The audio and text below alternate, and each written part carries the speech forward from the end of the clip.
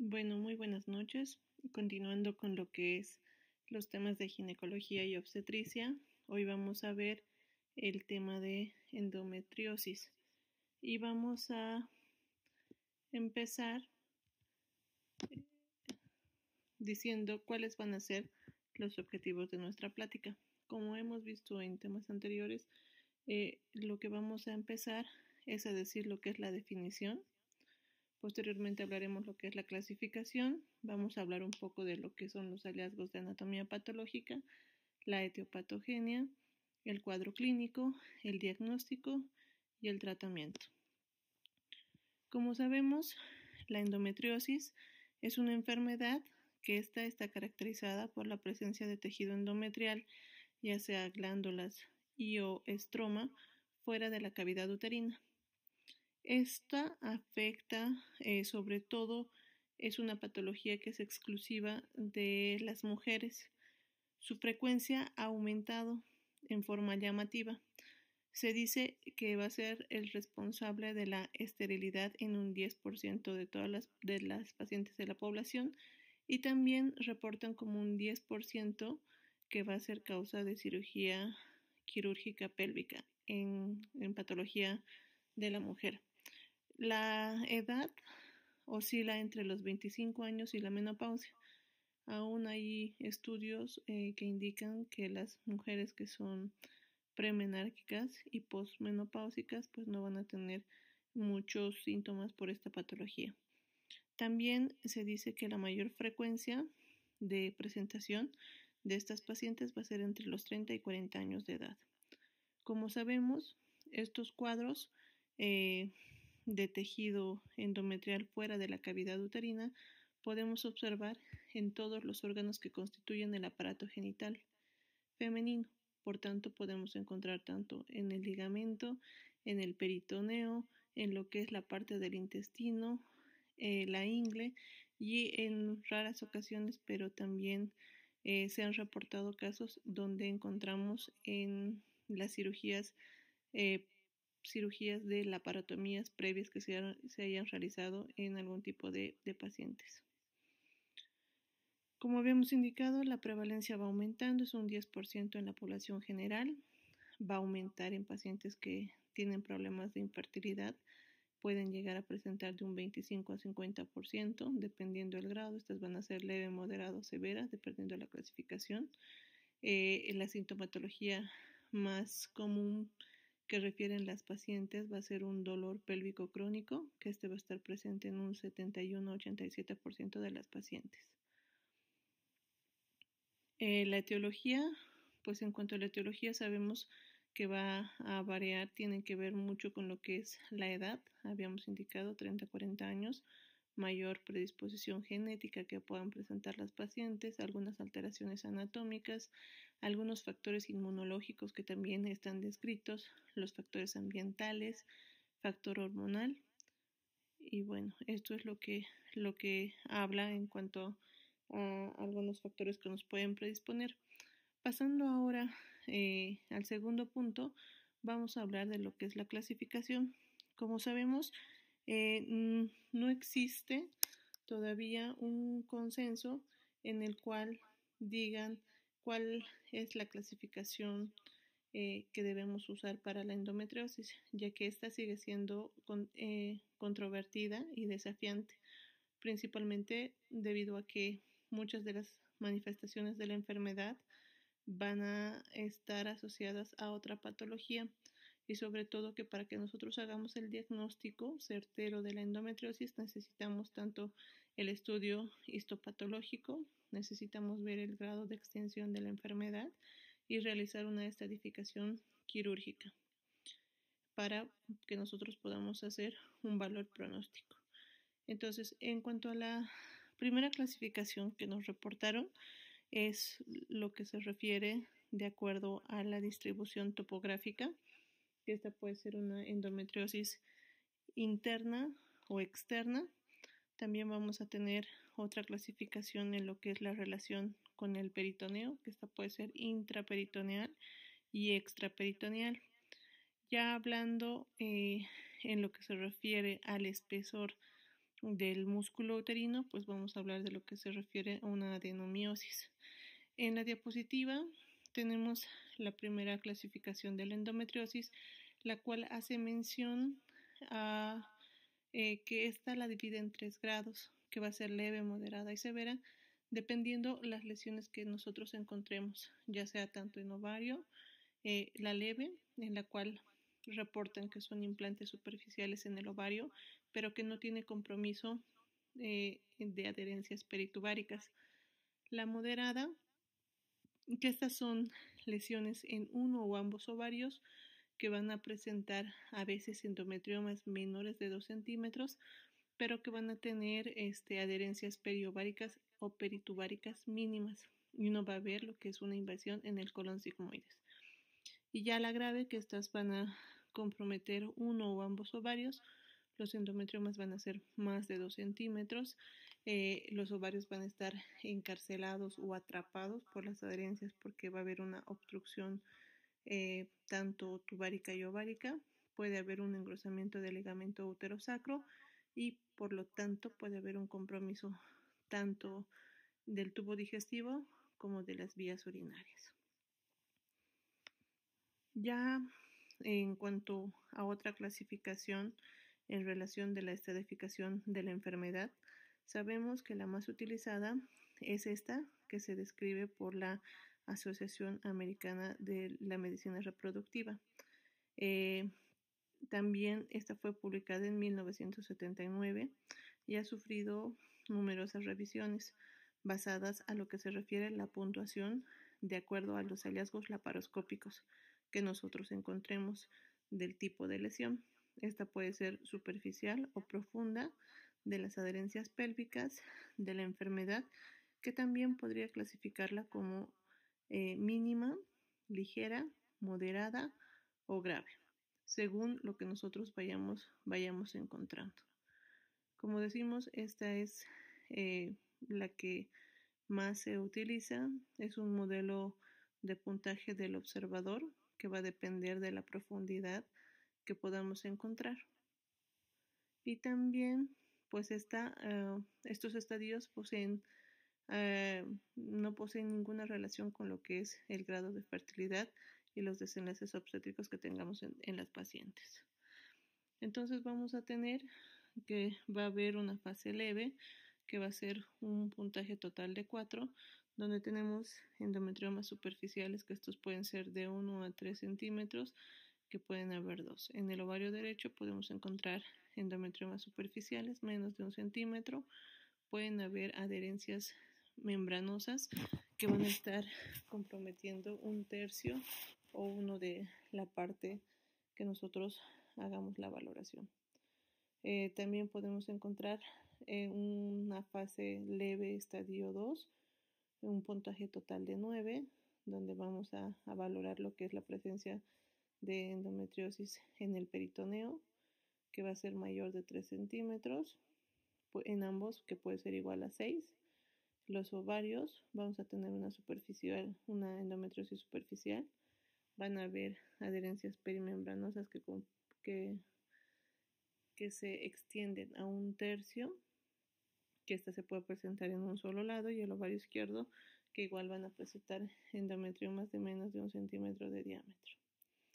Ya en la fase moderada, pues vamos a tener un puntaje total de 26. Esto va a ir aumentando, ya va a estar comprometido el peritoneo en mayor extensión, va a haber lo que es una obliteración parcial del fondo de saco y va a haber una endometriosis profunda en el ovario izquierdo, que puede lograr a comprometer de 1 a 3 endometriomas y en centímetros va a ser igual o mayor a 16.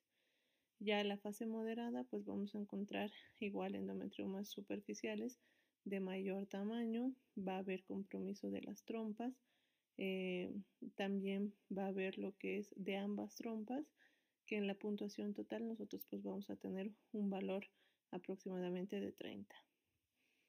La fase grave, como podemos observar en la imagen, ya va a ser una puntuación totalmente por encima de los límites que habíamos visto anteriormente.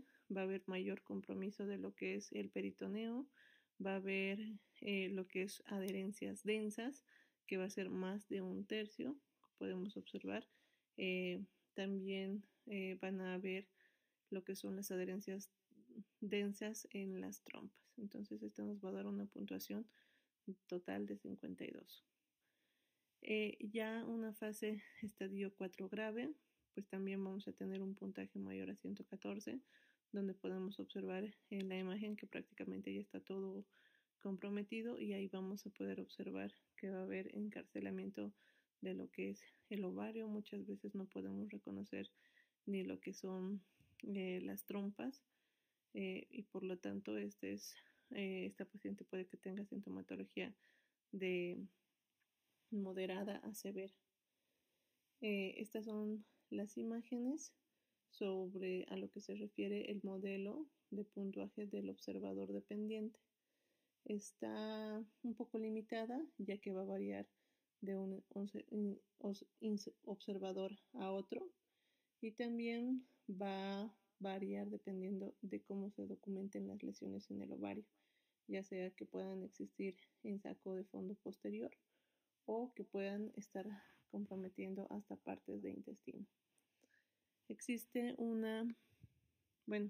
esta es un índice de fertilidad que fue sacada por lo que es la Sociedad Americana de Medicina de la Reproducción, que esta va a evaluar lo que es el potencial reproductivo. Prácticamente se calcula que un puntuaje final que varía de 0 a 10, siendo 0 el peor resultado y 10 el mejor resultado para las pacientes que posteriormente buscan un embarazo. El porcentaje es acumulativo y la tasa de embarazo fue representado por varios autores. Esta publicación salió en 2010, es un artículo donde les traigo, sé que hay algunos puntos que no vienen en lo que es el programa del libro de Gori. Sin embargo, creo conveniente que tengamos en cuenta algunos nuevos aspectos que son importantes para que podamos reconocer y podamos tener en cuenta. También hablando de lo que es ya una endometriosis profunda, sabemos que esto puede comprometer tanto el ligamento uterosacro, el fondo de saco, fondo de saco de Douglas, que va a estar presente en el 52.7%. Algunas veces van a causar lo que es una obstrucción intestinal, que puede estar presente en un 22.7%. Puede estar comprometida la vagina, la vejiga y los uréteres en menor proporción. Nosotros podemos encontrar lesiones profundas, infiltrativas, que estas van a ser más de 5 milímetros y van a comprometer los órganos adyacentes. Este es un sistema de estratificación que fue descrita por Ensign, fue publicado en el 2005 y toma en consideración solo la forma de la enfermedad profunda de la endometriosis infiltrativa. Esta surgió cuando fue designado para complementar lo que es el sistema de clasificación de la Sociedad Americana de Reproducción, para que nosotros podamos ver los órganos o las estructuras adyacentes que van a estar comprometidos, tanto el uréter como el retroperitoneo, el intestino, la vejiga. Va a haber un acodamiento extrapélvico. Este sistema lo clasifica en 3 niveles, de acuerdo al tamaño. Cuando es menos de 1 centímetro, como podemos observar en la imagen. La segunda, cuando es de 1 a 3 centímetros. Y la tercera, que es cuando es mayor de 3 centímetros. Entonces, estos distintos compartimientos pueden afectar tanto lo que es el septo recto vaginal, el ligamento uterosacro. En la parte de la gráfica A vamos a valorar todo lo que es el ligamento uterosacro cardinal y la pared lateral y el compromiso ureteral extrínseco. El compartimiento B va a valorar lo que es el recto, y el compartimiento C va a valorar e involucra lo que son el útero, como es una adenomiosis y posteriormente vamos a poder observar también lo que es el uréter intrínseco.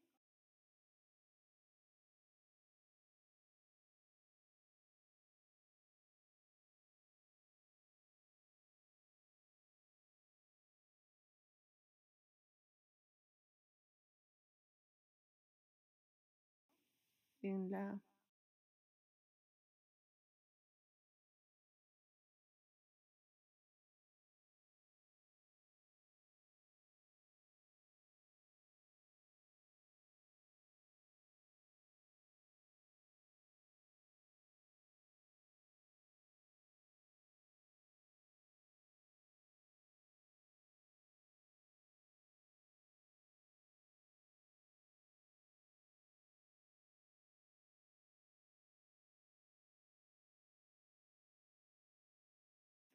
figura F.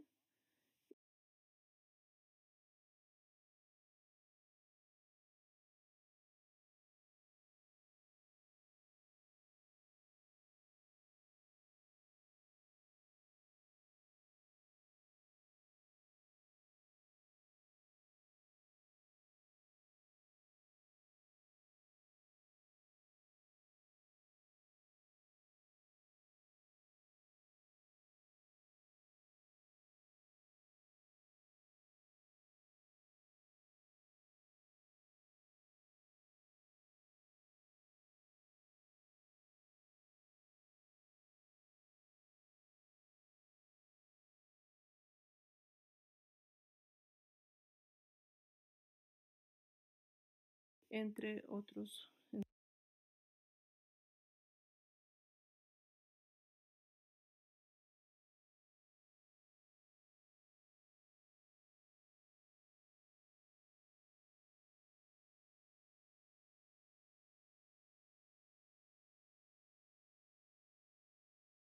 Entre otros puntos. Entonces, este es un método básicamente descriptivo que puede complementar la clasificación anterior para que nosotros podamos hacer una mejor valoración de una endometriosis profunda. Sin embargo, todo va a depender una vez que se tengan en cuenta los síntomas, como son el dolor, el síntoma principal y la infertilidad, para poder nosotros realizar este tipo de clasificación. Hablando de lo que es un poco el estudio anatomopatológico, sabemos que en la endometriosis lo que vamos a encontrar son los focos endometriósicos que van a estar constituidos tanto por glándulas y estroma que va a estar fuera de la cavidad uterina. Esto estamos diciendo de forma repetitiva porque es lo más importante y lo que nosotros debemos grabarnos de lo que es la endometriosis. Sabemos que va a haber un patrón característico, que esto es el componente histológico conocido como la unidad elemental endometriósica, que esta va a estar constituida por glándulas endometriales, por estroma endometrial, va a haber una hemorragia reciente o antigua y también van a presentar lo que son los depósitos hemosiderínicos.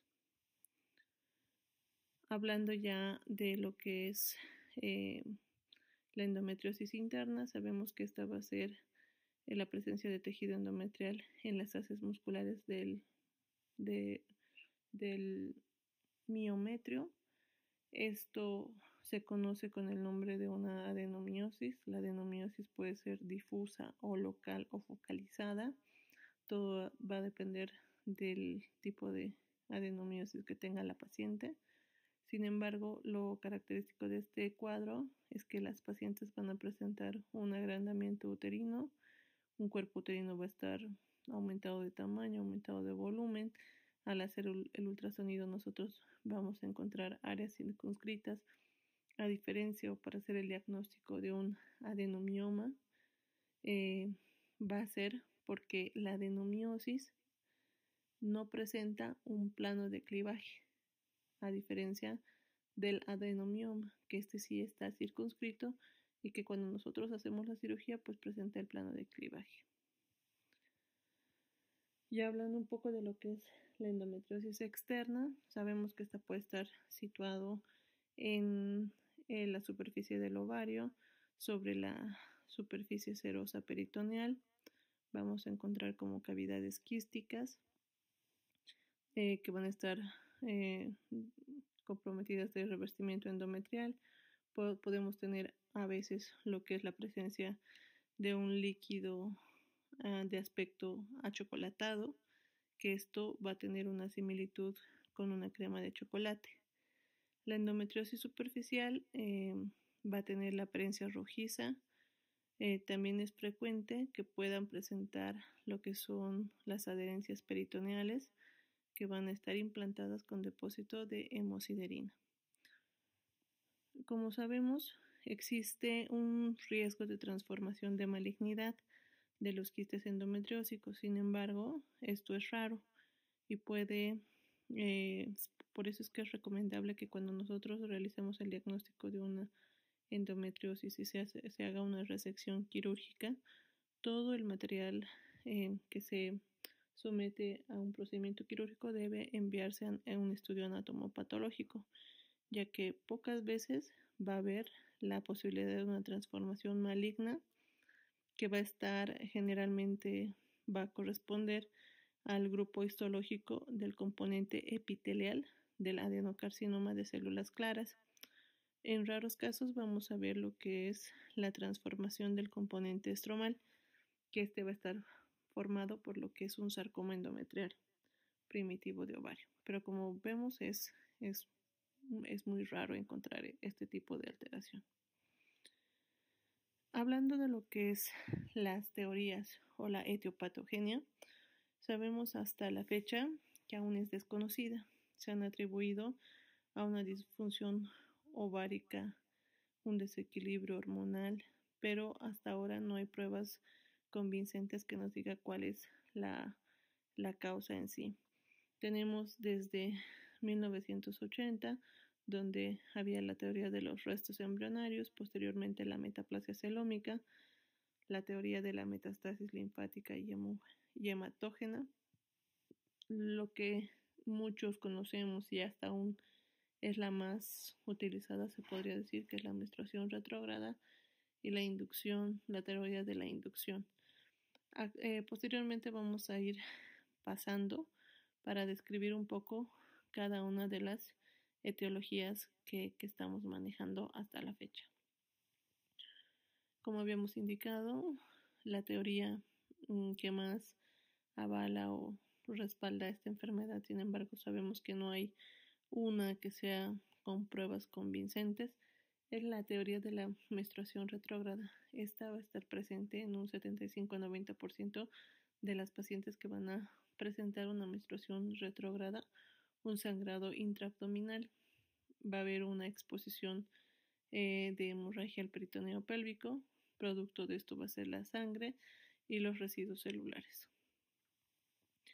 Otra etiología que se maneja es a lo que respondiente a la metaplasia celómica, que esta va a ser la transformación de las células del ovario a glándulas estromales. También se dice que la teoría celómica va a haber lo que es una metástasis. Entonces va a haber una alteración de las células del ovario y de las glándulas endometriales. Otra puede presentar también lo que es una metástasis linfovascular. Esto va a ser secundario a que las células endometriales exfoliadas son barridas hacia el drenaje linfático venoso del útero. Entonces va a haber una deposición en cualquier lugar del cuerpo. Esta teoría está apoyada por la presencia de endometriosis tanto en cavidad torácica como en otros sitios distantes de la pelvis. Se han descrito en hígado, como habíamos indicado, en cirugías previas. Entonces, esta teoría avala que podamos encontrar endometriosis a distancia de cavidad pélvica. Ya hablando de lo que es la embriogénesis, como sabemos, hay teorías las cuales una diferenciación o migración anómala en la embriogénesis mulleriana podría propagar lo que son las células ectópicas a este camino migratorio, en lo que posteriormente resultaría las células endometriales ectópicas. Generalmente estas van a estar ubicadas en el compartimento posterior y se van a desarrollar en el abdomen. Estas células están activas en la pubertad por efecto de lo que es los estrógenos y la progesterona. La respuesta inmune alterada, que esto también es algo que se está hablando mucho por el sistema de los macrófagos, que sabemos que son un componente integral del sistema fagocítico mononuclear, que estos son la fuente de varias citoquinas que están involucradas en lo que es el proceso de la endometriosis. Hablando de lo que es una alteración en el mecanismo celular, sabemos que va a haber una alteración en la proliferación, en la apoptosis, alteraciones en los factores de crecimiento que van a contribuir a un aumento de la proliferación de las células endometriales. Esta proliferación y la apoptosis pues va posteriormente a producir un sangrado recurrente, va a haber la generación de mayor cantidad de trombina. Esto va a estimular la proliferación del endometrio a través de los receptores PAR que van a inducir al factor de necrosis tumoral alfa, las interleucinas y la ciclooxigenasa 2. También hablando de lo que es el mecanismo celular, sabemos que va a haber una proliferación y una apoptosis que se va a producir, va a haber un aumento de la leptina, va a haber un flujo peritoneal en estos pacientes que presentan endometriosis. Su expresión se debe a que las citoquinas son proinflamatorias y esto va a estimular la mayor producción de un endometrio ectópico que va a ser secundario a una proliferación. Sabemos que la leptina es una proteína liberada en las células grasas y las citoquinas proinflamatorias pues contribuyen a un aumento de la interleucina 1 y del factor de necrosis tumoral alfa. En cuanto a los mecanismos celulares, pues también va a haber un aumento de la capacidad adhesiva para los diversos componentes de la masa extracelular del tipo colágeno 4 y la vitronectina y la fibronectina, que esto se cree que es lo que produce el inicio de la endometriosis. También sabemos que va a haber un cambio en el sistema inmune a través de todas estas alteraciones que van a favorecer la no eliminación del contenido menstrual y va a estimular su crecimiento. Esta elevación de diversas citoquinas que acabamos de nombrar va a favorecer lo que es un círculo vicioso y va a mantener una progresión en el foco de la enfermedad. Entonces van a ver lo que es la expresión aberrante de las integrinas que se ha reportado en la endometriosis, va a haber la pérdida de expresión de las caderinas, que esto va a estar relacionada con la mayor agresividad a las lesiones peritoneales. Va a haber una angiogénesis, va a ser esencial para la supervivencia y el desarrollo celular, va a haber el aumento del crecimiento del factor vascular endotelial y también va a haber un aumento de las angiopoietinas. Entonces, como sabemos, esto va a estar involucrado en el desarrollo de la endometriosis y también se va a asociar en cierto grado a la infertilidad que muchas veces se reporta en esta patología.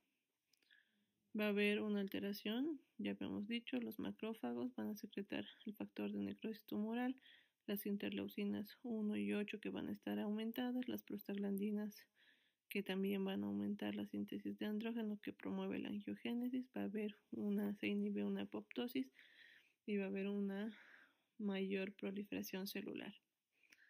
Ya acá tenemos un cuadro, en el cuadro donde hay como un resumen para ver lo que es la etiopatogenia o los mecanismos que pueden producir la endometriosis.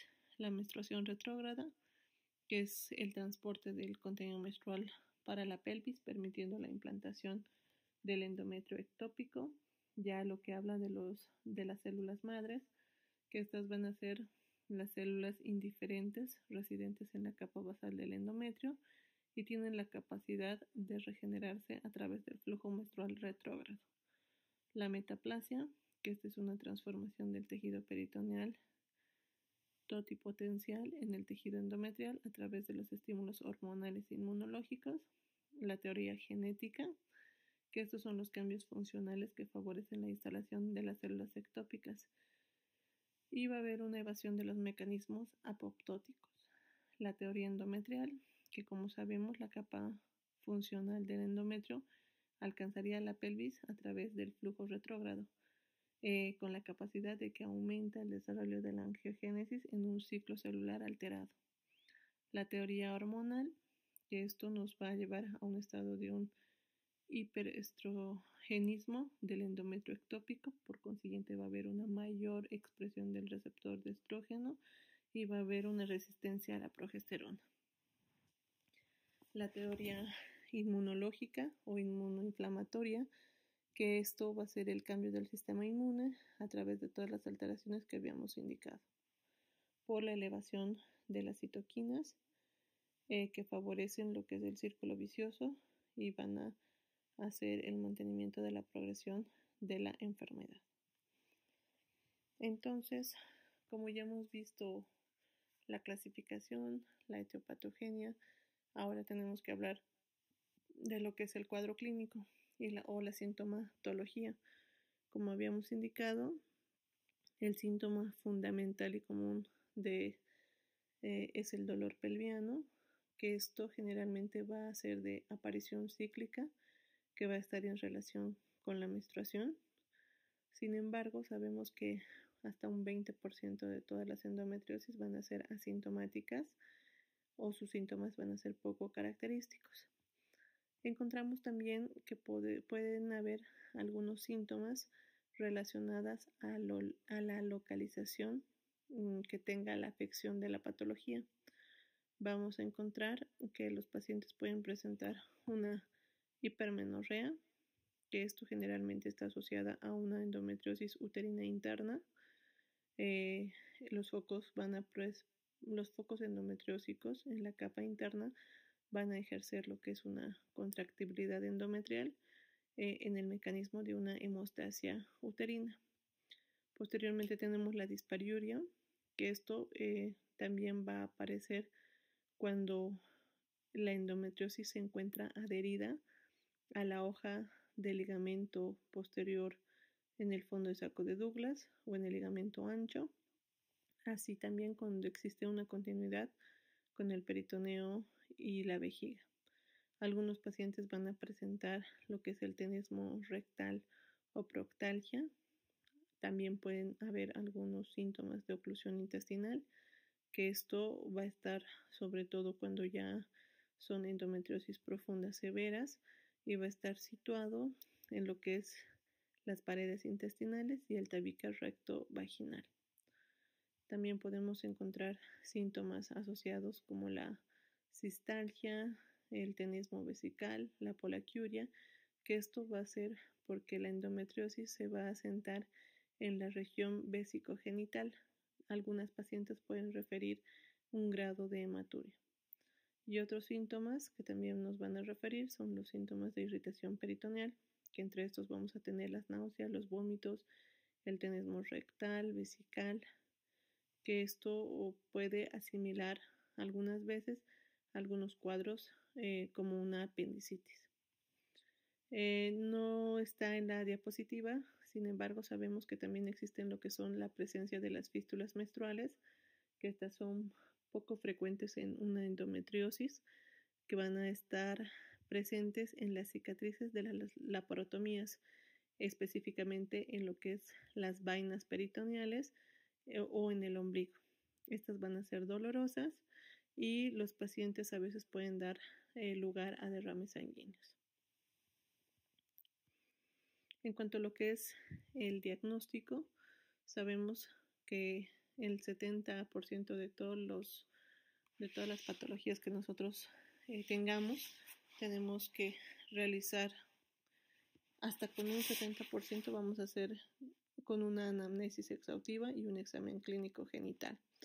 Sabemos que en cuanto a la anamnesis es importante que nosotros preguntemos a los pacientes el tipo de características del dolor, la aparición, si tiene o no tiene relación con el ciclo menstrual y si la intensidad es o no es progresiva, porque como también hemos indicado, esta patología se va a presentar entre la segunda, tercera década de la vida, no va a estar presente como una dismenorrea que se va a presentar muchas veces en forma primaria en las mujeres que presentan su menstruación. Cuando nosotros realizamos lo que es una especuloscopía o un examen genital, lo ideal en este tipo de pacientes es realizar una evaluación premenstruo y postmenstruo, ya que vamos a poder observar que en cuanto se acerca la menstruación va a haber un aumento de volumen, va a haber mayor sensibilidad y esto es lo que se conoce como el nombre del signo de Hallman y va a haber lo que es el dolor poscoital que refiere a la paciente. Para que nosotros hagamos el diagnóstico, pues necesitamos algunas pruebas complementarias. Estas pruebas complementarias son las que nos indica el libro de Gori. Sin embargo, sabemos actualmente en las posteriores diapositivas que les traje, hay otros estudios que también podemos realizar o podemos solicitar a las pacientes. Lo primero es una histerosalpingografía. Se pueden apreciar a veces lo que son los canales glandulares que se llenan de sustancias radioopacas. Esto se conoce como el signo de Dionise. También va a haber lo que es la elevación del CA125, que tiene una sensibilidad de un 93% y una especificidad de un 53%. Otros estudios de gabinete que podemos evaluar es el ultrasonido transvaginal.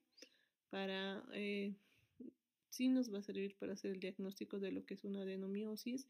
Es un poco complicado hacer o evaluar una endometriosis. Sin embargo, cuando nosotros encontramos un endometrioma en el ovario, podemos ver que esta va a ser de pared gruesa. Vamos a ver si es unilocular o bilocular. La ecogenicidad, que va a ser la presencia de un vidrio esmerilado. Va a ver lo que es... podemos colocar los niveles del Doppler para ver si es que existe flujo ausente o presente dentro del quiste. Generalmente va a haber una escasa vascularización en la pared del quiste y no va a haber calcificaciones. En la diapositiva les traje, este es un adenomioma que como ven está en la forma circunscrita. Vemos un agrandamiento uterino. Muchas veces puede distorsionar la cavidad uterina.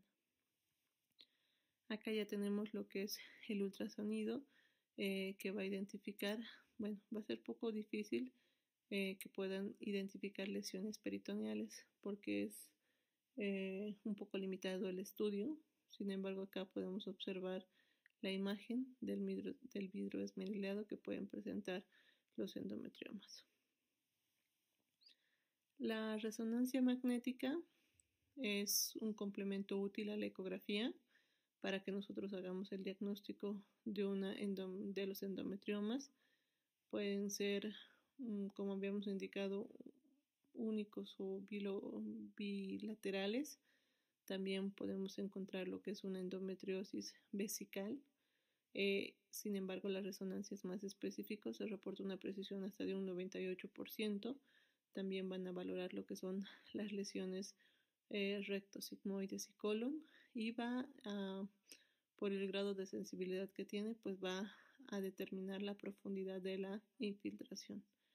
En la parte lateral derecha tenemos imágenes de resonancias que ahí en la flecha nos muestran la presencia de lo que es endometriosis en ambas imágenes. Otras técnicas de diagnóstico son la tomografía. Su valor es limitado. Puede detectar lo que es la participación ureteral siempre y cuando se utilice en un medio de contraste. Y la histerosalpingografía, que ya habíamos indicado, que también va a detectar lo que son las anomalías de las trompas en un 28% en las pacientes que tengan endometriosis. Entonces, ya hablando de el diagnóstico de certeza, sabemos que vamos a lograrlo solo cuando se haga la visualización directa por laparoscopía con posterior confirmación histológica. Entonces, el gol estándar es la visión directa con diagnóstico histopatológico. Existen limitaciones porque no vamos a poder realizar a todas las pacientes y también por los riesgos que tiene toda cirugía. Para ya que nosotros veamos cuál va a ser el manejo de la endometriosis, tenemos que tener claro cuál es el objetivo y cuál es el síntoma que le aqueja a la paciente. Si es problema de dolor crónico, se puede realizar tratamiento médico, y si es problema de infertilidad, pues tenemos que valorar si damos tratamiento médico o realizamos tratamiento quirúrgico. En pacientes que tienen dolor y que tienen focos endometriósicos en tabique rectovaginal, pues muchas veces también son candidatas a tener conducta quirúrgica. El manejo va a ser, como habíamos indicado, dependiendo al grado de infiltración que tenga la patología. Si es una endometriosis superficial, podemos hacer un tratamiento quirúrgico mínimamente invasivo, versus que si es una endometriosis profunda, puede ser un tratamiento mínimamente invasivo conservador versus un tratamiento quirúrgico invasivo. Entonces, sabemos que cuando nosotros hacemos la laparoscopía, pueden encontrarse 3 tipos evolutivos en lo que es una mucosa endometriósica reciente, que va a estar de aspecto brillante, como se ve en la imagen, gelatinosa, de color rosado y suavemente adherida a la serosa, que esta es la vesícula que pueden presentar. Otras veces vamos a encontrar implantes achocolatados, que van a verse de un tinte más oscuro, y otras veces vamos a tener focos antiguos, quedando un tejido fibroso de hemosiderina, que estos se van a apreciar como quemaduras de pólvora, que se pueden observar acá en la parte superior de la imagen. Entonces, estos son algunos aspectos macroscópicos laparoscópicos que podemos encontrar atípicos de un endometrioma. El tratamiento, cuando nosotros hagamos tratamiento, siempre va a ser individualizado y va a depender de la edad de la paciente, de la intensidad de los síntomas, de la ubicación, el proceso y extensión, y de que si la paciente tiene deseo o no de nuevos embarazos, y si es que coinciden o no coinciden con otros procesos ginecológicos. Sabemos que el primer manejo que podemos dar es el tratamiento médico, siempre y cuando se le advierta a la paciente que el tratamiento médico vamos a tratar el dolor, no así, no vamos a quitar la patología. Entonces, sabemos que nosotros podemos utilizar los AINES en casos de dismenorrea, endometritis con manifestaciones menstruales.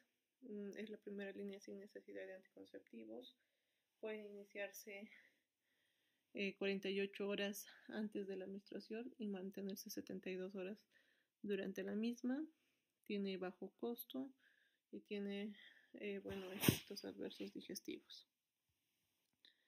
El tratamiento del dolor, sabemos, este es la Sociedad de Ginecología que sacó el manejo, un boletín de práctica clínica de ginecología del 2010, en el cual ellos indican que los anticonceptivos orales combinados es idealmente considerado el manejo de primera línea con un grado de recomendación A. Para el tratamiento del dolor, también el uso de las progestinas solas pueden ser de primera línea con un grado de recomendación A. En cuanto a lo que es el uso de los anticonceptivos, sabemos que estos se pueden dar tanto con estrógenos y progestágenos. Es el tratamiento de elección en mujeres jóvenes. Estos van a producir lo que es una inhibición sobre los genes de la metaloproteinasas de la matriz y por consiguiente va a mejorar la sintomatología. Como sabemos, los anticonceptivos hormonales podemos dar de 2 a 3 meses en una forma o en un esquema breve y podemos dar de 6 a 12 meses en un esquema prolongado. También podemos utilizar otros medicamentos como son el danazol. El danazol que va a actuar inhibiendo la respuesta hipofisiaria de la GnRH, por lo que va a disminuir la liberación de las gonadotropinas.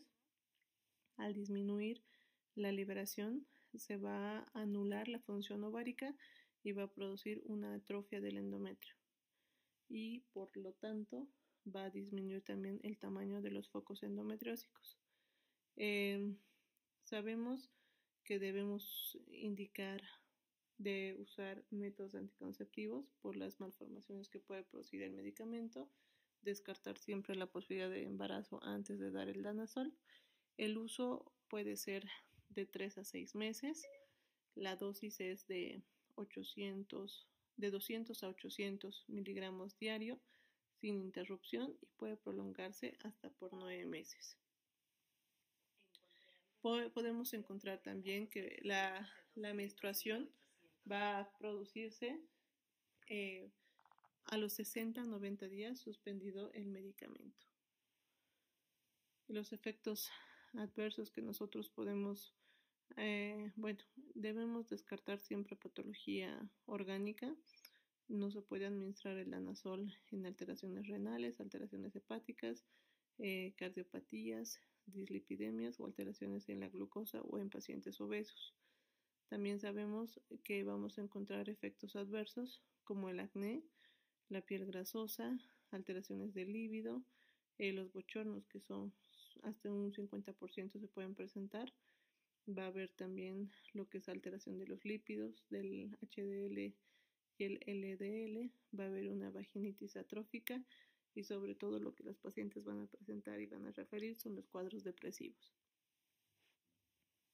Está contraindicado durante la lactancia, en hemorragia sin diagnóstico o hemorragia uterina normal.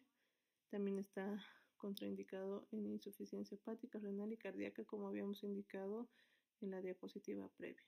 Otro medicamento que podemos utilizar es la gestriona. Este es un potente antiprogestágeno.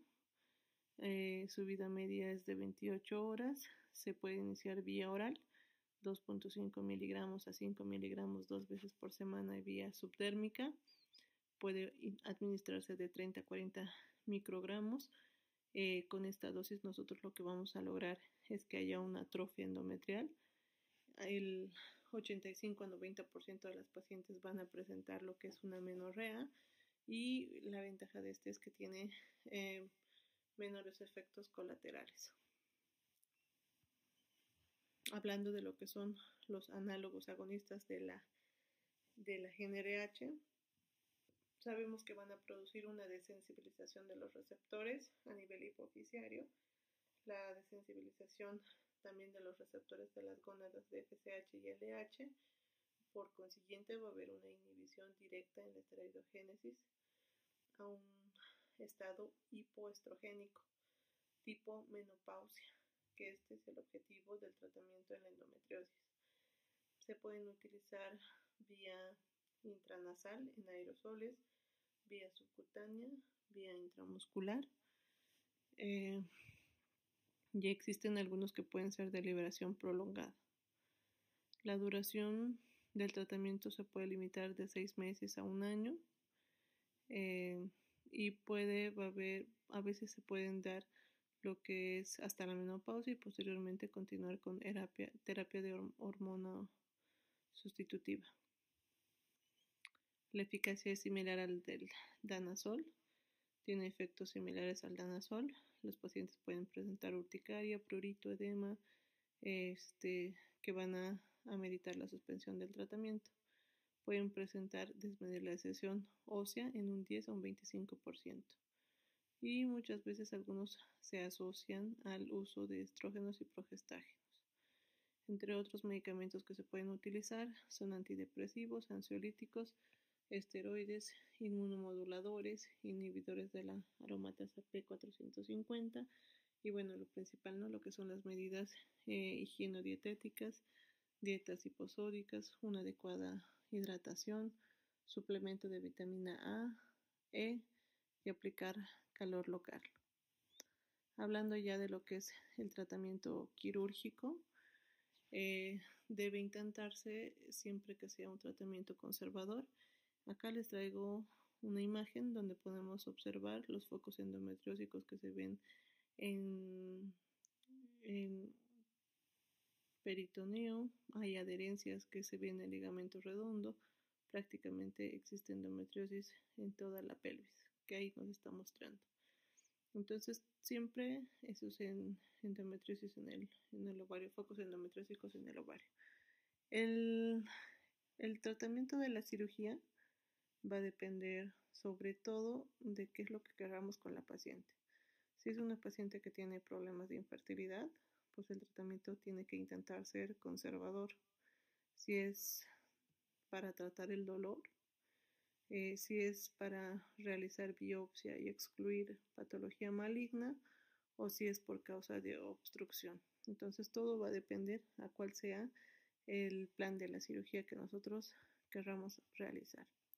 Entonces sabemos que la endometriosis interna, una adenomiosis, en la práctica común antes se realizaba lo que es una histerectomía total. También sabemos que en la endometriosis ovárica superficial se pueden extirpar los focos con electrocoagulación.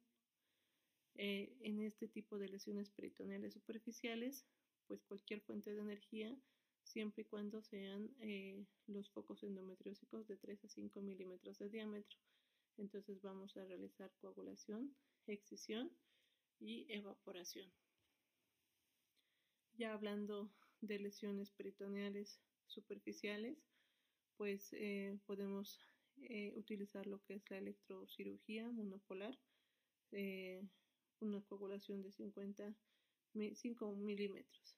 Se puede realizar lo que es la vaporización con el bipolar y ahora lo que está de moda y lo que se realiza con mayor frecuencia es el uso de láser porque tiene menos producción de adherencias pélvicas.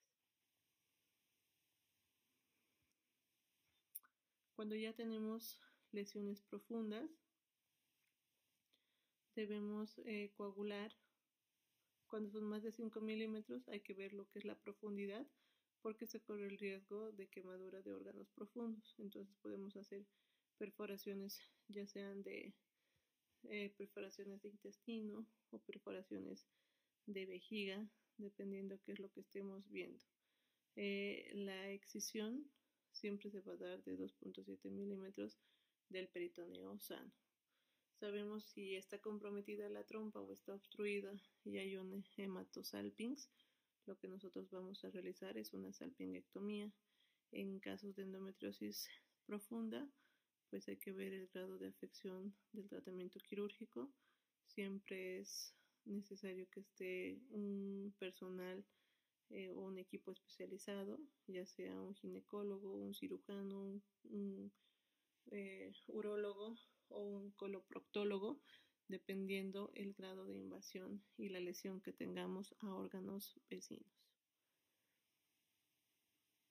En la imagen ahí podemos observar que esa es una cirugía que están haciendo de la liberación de focos endometriósicos. Están intentando liberar con energía monopolar. Entonces todo va a depender del grado de lesión y qué es lo que querramos lograr con la cirugía. Como sabemos, los avances tecnológicos logrados por la laparoscopía, tanto en la calidad como en la instrumentación, ha sido posible que esta sea la vía de abordaje de elección para los diferentes especialidades, tanto cirugía, ginecología, proctocirugía, urología, y por las ventajas que tiene para la paciente, mayor recuperación, o sea, menor tiempo de recuperación, menos daño, mejor visualización, si es necesario que nosotros tengamos la práctica en este tipo de cirugías. Entonces, lo que podríamos concluir es que la cirugía está indicada siempre y cuando el paciente tenga un dolor pélvico y no responda a tratamiento médico, y que se haga una resección completa de la endometriosis para disminuir el riesgo de residual y de recurrencias.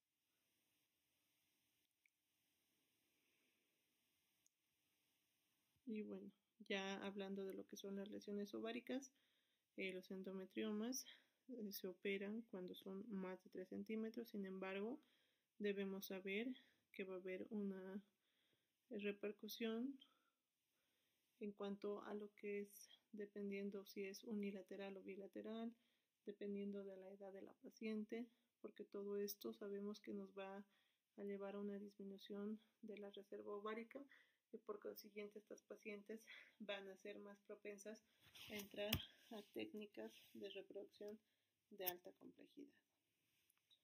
Bueno, eso es lo que les traje en lo referente a la endometriosis. En lo que es la parte del resumen, les dejo algunas tablas que creo que van a ser necesarias para que puedan entender un poco de la patología.